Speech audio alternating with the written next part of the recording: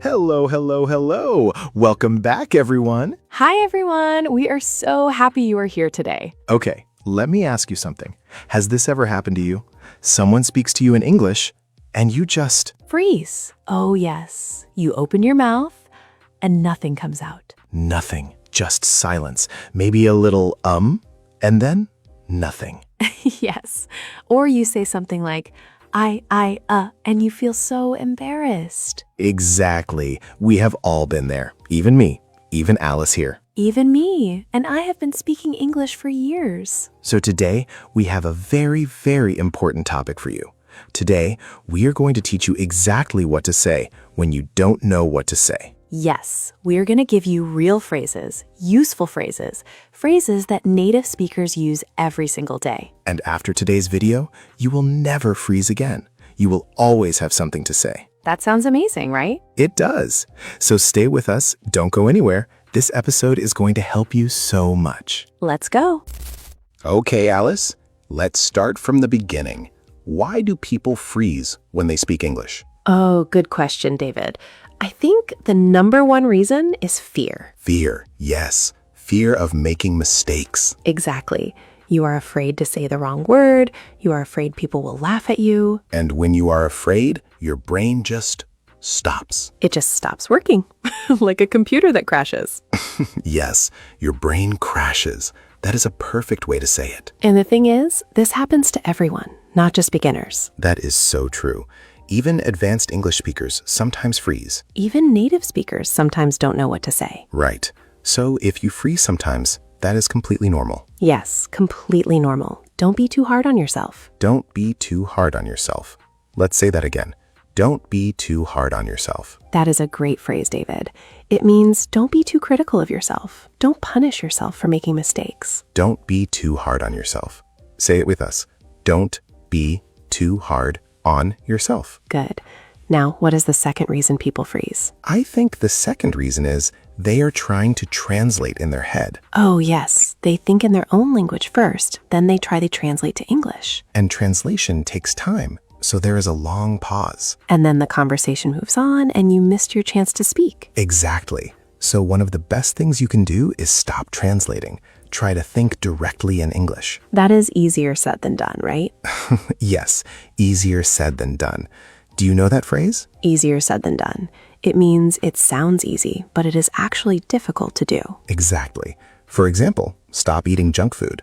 Easy to say, but actually doing it, much harder. So true. Okay, what is the third reason people freeze? The third reason, they don't have enough vocabulary. They know what they want to say, but they don't know the words. Yes, you have the idea in your head, but not the words in English. And today, we are going to fix that problem. We are going to give you exactly the words you need. So you never run out of words again. Never again. Let's get started. Okay, David, so let's start with the first category of phrases. These are phrases to buy time. Buy time. That is an interesting phrase. What does it mean? To buy time means to do something that gives you more time to think, more time to prepare your answer. Oh, I love that. So these are phrases that fill the silence while you think. Exactly. So the conversation keeps going and you have a few seconds to think. That is so smart. Okay, let's learn these phrases. The first phrase is very simple. Are you ready? Ready? That's a good question. That's a good question. Oh, I love that one. Say it slowly. That's a good question. That's a good question. Perfect. Now, why is this phrase so useful? Because it is polite. It tells the other person, I heard your question. I am thinking about it. Exactly. And it gives you a few seconds to think about your answer. And the other person feels good because you call their question good. Yes, everyone likes to hear that their question is good. So everyone is happy. Okay, what is the next phrase? The next phrase is, let me think about that for a second. Let me think about that for a second. Oh, that's great. Let me think about that for a second. Say it slowly. Let me think about that for a second. Let me think about that for a second. Perfect. And this phrase is very honest. You are telling the other person, I need a moment to think. And most people are very happy to give you that moment. Yes. In fact, thinking before you speak is a sign of intelligence. That's right. In many cultures, if you answer too fast, it seems like you didn't think carefully. So taking a moment to think, that is actually a good thing. I like that. Okay, next phrase. The next one is, where do I start? Where do I start? Oh, that's a good one. Where do I start? This phrase is great because it sounds very natural, very casual. And it tells the other person, I have a lot to say. I just need to organize my thoughts. Exactly. It makes you sound thoughtful, not confused. Big difference. Thoughtful, not confused. Yes, you want to sound thoughtful, like you have many ideas and you are choosing the best one. Perfect. What is the next phrase to buy time? Okay, this next one is very common. Native speakers use it all the time. Oh, tell me. Well, just the word well. Just well? But it is so powerful. Why is well so powerful? Because when you say well, it tells the listener, I am about to answer. I am thinking. Don't go anywhere. Like a signal, a small signal. Exactly. Listen to this. Someone asks, what do you think about the new project? And instead of freezing, you say, well, and then you take a breath and continue. That sounds so natural. Well, and then continue. And there are other one-word starters like this. Actually, so, you know? Oh, yes. You know is very common. Very, very common. You know, I think, or, you know, it's kind of hard to explain. It's kind of hard to explain. Oh, that's another great phrase. Oh, yes. It's kind of hard to explain is amazing when you don't have the exact words. Let's add that to our list. It's kind of hard to explain. Say it slowly. It's kind of hard to explain. It's kind of hard to explain. And then you try your best to explain. And that's okay. Yes, nobody expects you to be perfect. They just want to understand you. Exactly. Communication is the goal, not perfection. Communication is the goal, not perfection. I love that, David. Can I write that down? Please, write that down, everyone. Communication is the goal, not perfection. Okay, Alice, let's move to part 3. What if the problem is not that you don't know what to say, but you don't understand what the other person said? Oh, this is so important. This happens all the time. Someone speaks too fast or uses a word you don't know, and you just nod, even though you have no idea what they said. Oh no, I've done this before. Just nodding like, yes, yes, I agree, and you have absolutely no idea what they said. Yes, and then later you realize, oh no, I agreed to something I didn't understand. That can be a problem. So instead of just nodding and pretending, let's learn the right phrases to use. Great idea. The first phrase is very simple. Sorry, could you repeat that? Sorry, could you repeat that? Simple, polite, and very useful. Sorry, could you repeat that? Let's say it slowly. Sorry, could you repeat that? Sorry, could you repeat that? Perfect. And you can also say, sorry, could you say that again, please? Could you say that again, please? Even more polite with please. In English, adding please makes everything more polite and more friendly. Always add please when you can. Now, what if they repeat it and you still don't understand? Oh no, what do? You can say, I'm sorry, I still didn't catch that. Could you say it more slowly? I didn't catch that. Oh, that's interesting. What does catch mean here? Great question. Catch here means to hear and understand. Like catching a ball. If you don't catch it, it falls. Oh, I love that. So I didn't catch that means the words came to me, but I didn't understand them. Exactly. The words went by too fast and you didn't catch them. Like a fast ball. You missed it. Yes, exactly like that. So you can say, sorry, I didn't catch that. Or, I'm sorry, I missed that. I missed that. Also like the ball. Yes, all ball metaphors. English loves sports metaphors. It really does. Okay, another great phrase. Could you speak a little more slowly, please? Could you speak a little more slowly, please? This is very polite and very honest. And most people are very happy to speak more slowly when you ask them. Yes, if someone asks me to speak slowly, I am happy to do that. I am not annoyed. Right, because it shows they want to understand. They are trying. And that is a good thing. Now, here's another situation. What if you understand the words, but you are not sure what they mean? Oh, yes. Like you hear all the words, but the meaning is unclear. Exactly. Then you can say, sorry, what do you mean by that? What do you mean by that? Great phrase. Or could you explain what you mean? Could you explain what you mean? Very polite, very clear. And here is one more, very useful. Just to make sure I understand, you're saying that, and then you repeat what you heard. Oh, that is amazing. Let me try. Just to make sure I understand, you're saying that the meeting is on Friday? Perfect. And this phrase is used by native speakers all the time. Really? Even native speakers? All the time. Because it shows you are listening carefully, and it helps avoid misunderstandings. And the other person knows you are paying attention. Exactly. It is a sign of a good listener. So even if your English is not perfect, if you use this phrase, people will think, wow, this person really listens well. Yes, that's the secret. Great secret. Okay, David, next situation. You are speaking English, everything is going well, and then suddenly you forget a word. Oh, the worst feeling. You know the concept, you know exactly what you want to say, but the word, it's gone. It's right there, just out of reach. Yes, on the tip of your tongue. On the tip of your tongue. That is a great expression. Tell us more about it. It's on the tip of my tongue means you almost remember it. You feel like you can almost say it, but not quite. Like the word is almost there, but not quite. Exactly. So you can say, sorry, it's on the tip of my tongue. Give me a second. Give me a second. Also a great phrase. It means please wait a moment. Yes, give me a second, or just a moment, or 1 second. These are all great. Okay, so what if the word is on the tip of your tongue and you just cannot get it? What do you do? Great question. You describe the word instead. Oh, yes, that is such a good strategy. Instead of saying the word, you describe what it means, or what it looks like, or what it does. For example, you forget the word umbrella. What do you say? You say, you know, it's the thing you use when it rains. You open it and hold it above your head. It keeps you dry. And the other person says, oh, you mean an umbrella? Exactly. And you say, yes, that's the word umbrella. Thank you. And you learn the word again in a natural way. Exactly. Native speakers do this all the time. It is not a sign of poor English. It is just how communication works. That's so reassuring. So I don't need to know every single word. I just need to be able to describe things. Exactly.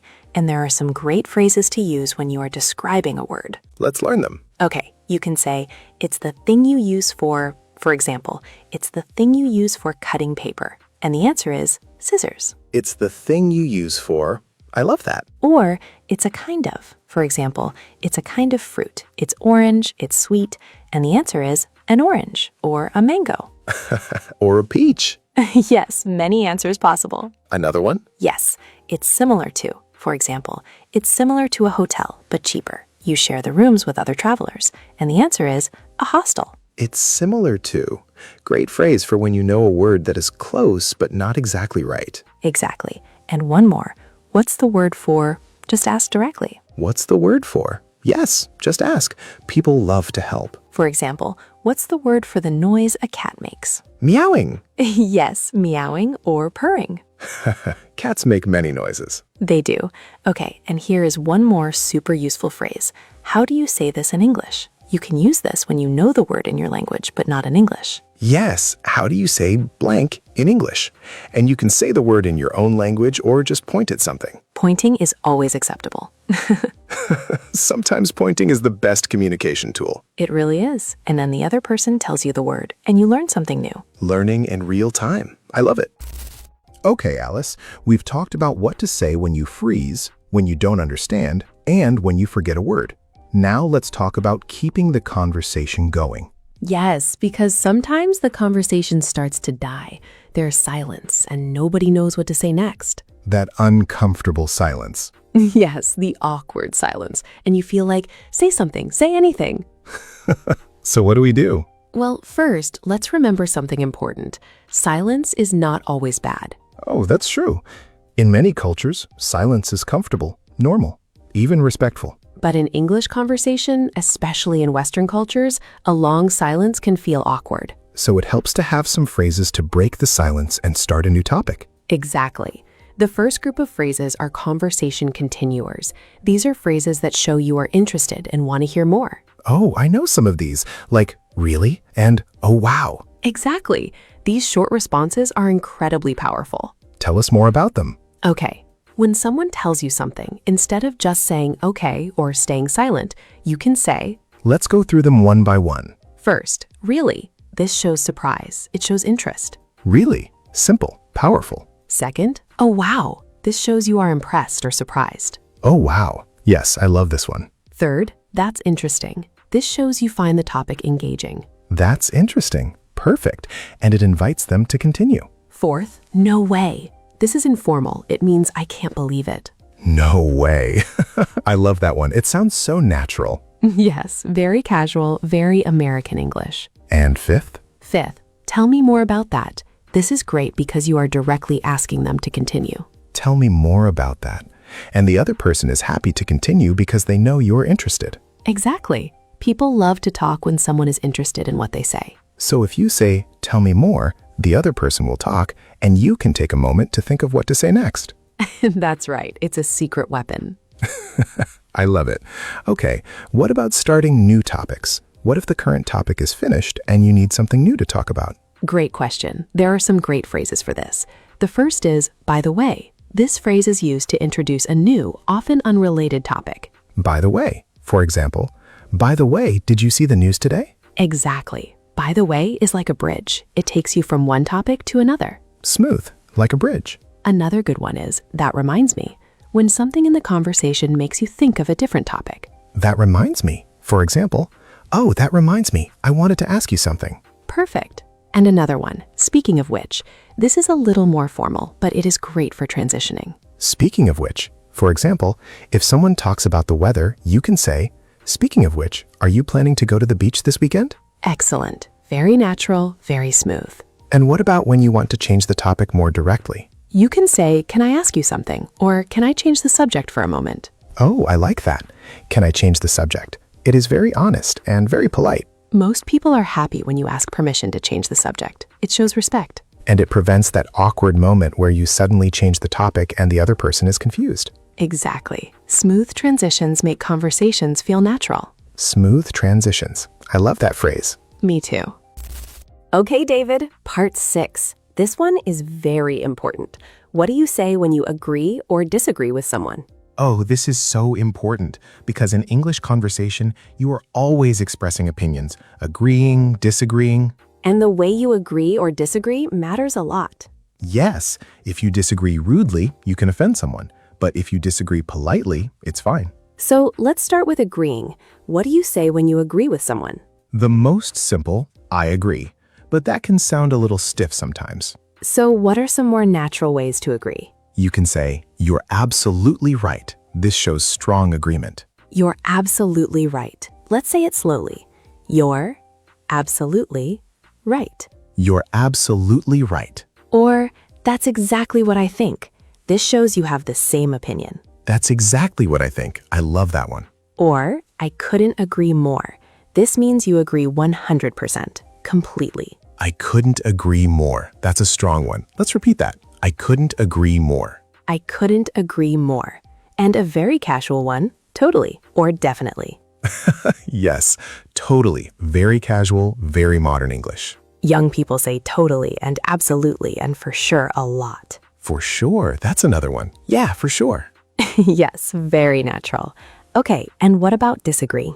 Disagreeing politely is a skill, a very important skill. Because you don't want to be rude, but you want to be honest. So the golden rule is soften your disagreement. Soften means to make it gentler, less direct, less harsh. For example, don't say, you are wrong. That sounds very rude. Instead, say, I'm not sure I agree with that. Much gentler. I'm not sure I agree with that. Let's say it together. I'm not sure I agree with that. I'm not sure I agree with that. Perfect. Another great one. I see your point, but this shows you understood their opinion before you give yours. Oh, I love I see your point.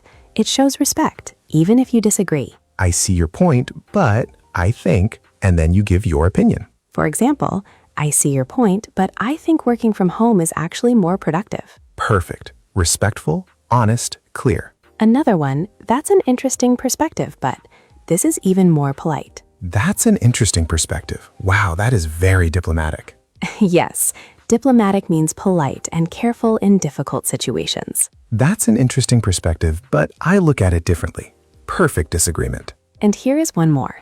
I understand where you're coming from, but this shows empathy. You understand why they think that way. I understand where you're coming from. That is beautiful. Very empathetic. Empathetic means showing understanding and care for other people's feelings. So instead of just disagreeing, you show that you understand their position, and then you give your own. That is the mark of a very good communicator. And a good person, I think. Yes, good communicator, good person. Okay, we are on part 7. Alice, this is one of my favorite parts. Oh, which part? Awkward situations. Because awkward situations happen all the time, and most people just don't know what to say. Oh, yes, the situations where you want to disappear. Exactly. You just want to run away. Okay, let's talk about some common awkward situations. First situation, you called someone by the wrong name. Oh no, that is so embarrassing. You meet someone and you say, "Hi, Jennifer," and they say, "Actually, my name is Jessica." The worst feeling. So what do you say? You say, "Oh, I'm so sorry. Jessica, of course. I don't know why I said that." And then laugh a little. Yes, a small laugh helps. It shows you are not stressed about it. And the other person usually laughs too, and the awkwardness disappears. Great. What is the second awkward situation? Second situation, you walked into someone. Oh, like you were walking down the hall and you bump into someone? Yes, you bump into them or you step on their foot. Ouch. Yes. Yes. So what do you say? Oh, I'm so sorry. Immediately, right away. Yes, immediately. Don't wait. Just say, "I'm so sorry. Are you okay?" Are you okay? That shows care. That shows you are worried about them. And usually they say, "Oh, I'm fine. Don't worry about it." And then it's okay. Great. Third situation. Someone tells you something and you completely forget. Oh, yes. This is very common.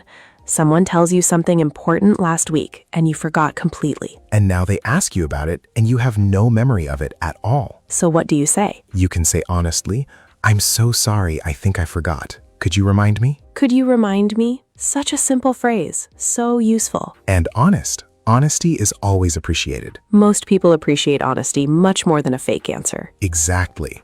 Fourth situation. You don't hear someone in a noisy place. Oh, this happens in restaurants, parties, loud places. And you don't want to ask them to repeat it 4 times. You feel embarrassed. So what do you do? First, "Sorry, it's a bit loud in here. Could you say that again?" This explains why you couldn't hear. It's not your fault. It's the noise. I love that. It's a bit loud in here. It takes the pressure off you. Exactly. Or, "Sorry, I didn't quite catch that." Again, catch meaning hear and understand. And if you really can't hear even after they repeat, you can say, "I'm so sorry. Let's find a quieter spot." Yes, problem solved. Move somewhere quieter. Practical solution. Okay, fifth awkward situation.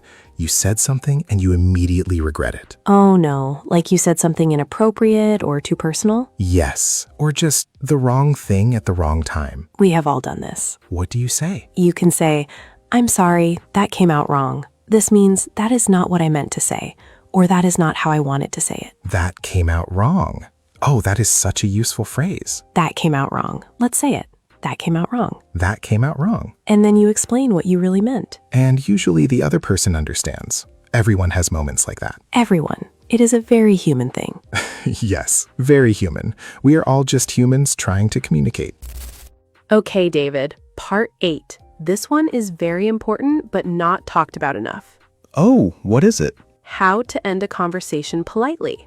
Oh, yes, because sometimes you need to go, but you don't want to be rude. Exactly. You don't want to just say bye and run away. That is very abrupt. Abrupt means sudden, too sudden, without warning. Yes, so instead you give a signal. You let the other person know this conversation is coming to an end. How do you do that? You can say, "Well, I should probably get going." This is a gentle signal that you need to leave. I should probably get going. Let's repeat that. I should probably get going. I should probably get going. Get going means to start leaving, to go. Another one, I don't want to keep you. This is very polite. It means I know you are busy and I don't want to take more of your time. Oh, that is so thoughtful. I don't want to keep you. Native speakers use this all the time. It shows consideration. Consideration means thinking about other people's needs and time. Exactly. And another good one. It was really great talking to you. This wraps up the conversation positively. It was really great talking to you. Such a warm phrase. And you can follow it with, we should do this again sometime. We should do this again sometime. This leaves the door open. It shows you enjoyed the conversation. And it makes the other person feel good. Everyone wins. Yes, communication that makes everyone feel good. That is the goal. Now, what if you are on the phone? How do you end a phone call politely? Oh, phone calls can be tricky. Yes, because you can't see the other person's body language. So it is harder to know when to end the call. Some phrases for ending phone calls? Sure, you can say, okay, I'll let you go. This is very common on the phone. It means, I know you are busy, I'll end the call now. I'll let you go, like you are releasing them. Yes, like a bird, you set them free. That's funny. Okay, what else? Thanks for calling, if they called you. Or thanks for your time, very professional. Talk soon. Casual, friendly. Take care, very warm, very friendly. Have a good one. Very casual, very American English. Yes, have a good one. Yes, very casual, but very common. So many ways to say goodbye, and they all sound natural. The key is to always give a closing signal. Don't just hang up, don't just walk away, signal first. Give a signal, then say your goodbye phrase, then leave. That's the formula. That's the formula. Perfect. Alice, we are on part 9, and this is one I know everyone needs. Oh, yes. Small talk. Small talk. What is small talk? Small talk is casual, light conversation. Not about important things, not about serious topics. Just light, friendly talk. Like talking about the weather or asking about someone's weekend. Exactly. In English-speaking countries, small talk is very important. Yes, you do small talk in elevators, in waiting rooms, at the start of meetings, when you meet someone new. And many people, especially non-native speakers, find small talk very difficult. Because it seems so random. What do I even say? Yes, like why are we talking about the weather? We already know it's raining. We can see it. So true. But small talk is not really about the topic. It's about connection. Exactly. When you make small talk, you are saying, I see you, I am friendly, I want to connect. It is a social ritual, like a handshake with words. A handshake with words. I love that. Thank you. Okay, let's learn some small talk phrases. The most classic small talk topic, the weather. Even if it feels silly, it works. People respond to weather talk. You can say, lovely weather today, isn't it? If it's nice outside. Or, can you believe this rain? If it's raining. Or, it's so cold today, I can't take it anymore. And then the other person usually agrees and you both laugh. Yes, complaining about weather together is a great bonding experience.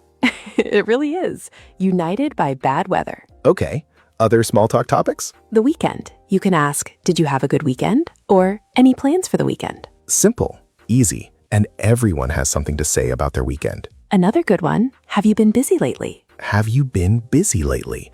This is great because most people are busy, so they can always answer. And then you can follow up with, what have you been up to? What have you been up to means, what have you been doing? What have you been up to? Let's say that clearly. What have you been up to? What have you been up to? And after they answer, you can say, oh wow, sounds like you've been busy. Or, that sounds fun. Always respond positively to small talk, even if it is not the most exciting topic. Because remember, small talk is about connection, not information. Exactly. You are not trying to learn something. You are trying to connect. And that makes small talk easier. Once you know the purpose, connection, you can relax. You don't need to be clever or interesting, just friendly. Just friendly. That's all. That's all. And you can also compliment someone. Compliments are great small talk starters. Oh yes, like, I love your bag. Where did you get it? Or, that's a great color on you. Compliments make people happy, and happy people talk more. So true.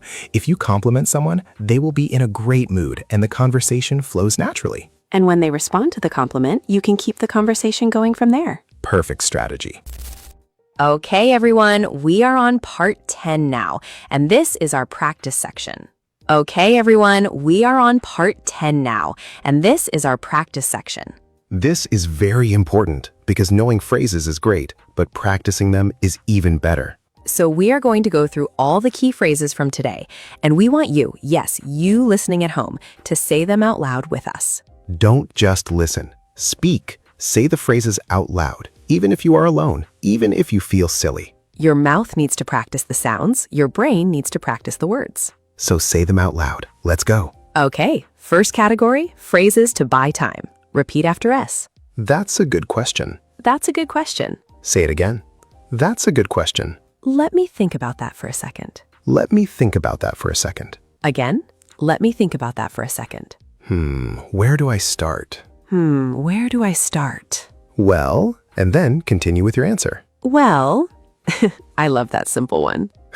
So simple, but so powerful. Okay, second category, phrases when you don't understand. Repeat after us. Sorry, could you repeat that? Sorry, could you repeat that? I didn't quite catch that. I didn't quite catch that. Could you speak a little more slowly, please? Could you speak a little more slowly, please?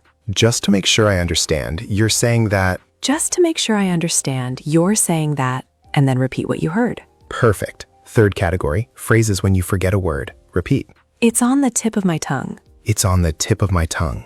It's the thing you use for... It's the thing you use for... It's a kind of... It's a kind of... What's the word for... What's the word for... How do you say this in English? How do you say this in English? Excellent. Fourth category, keeping the conversation going. Really? Really? Oh, wow. Oh, wow. Tell me more about that. Tell me more about that. By the way, and then introduce a new topic. By the way. That reminds me. That reminds me. Speaking of which. Speaking of which. Beautiful. Fifth category, agreeing and disagreeing. Repeat. I couldn't agree more. I couldn't agree more. You're absolutely right. You're absolutely right. I'm not sure I agree with that. I'm not sure I agree with that. I see your point, but... I see your point, but... I understand where you're coming from, but... I understand where you're coming from, but...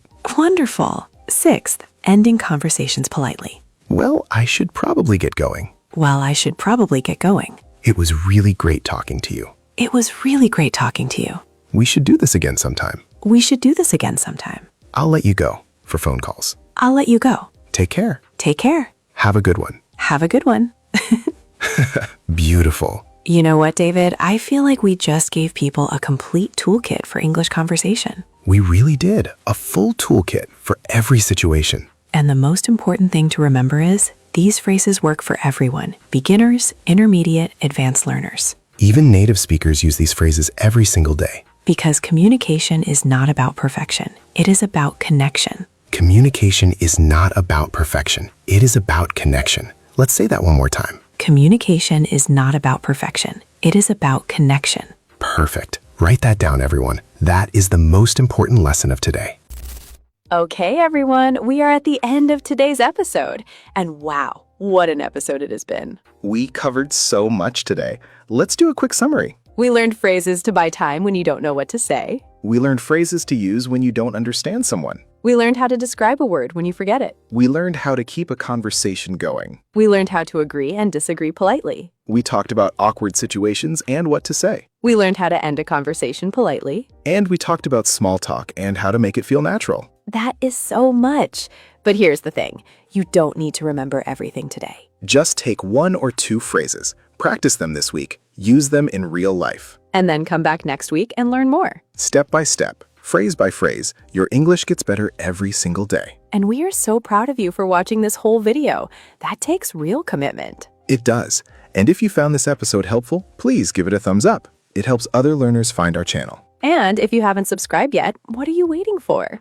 Subscribe right now. We make new videos every week to help you improve your English. Yes, hit that subscribe button and the bell notification so you never miss an episode. And here is our question for you today.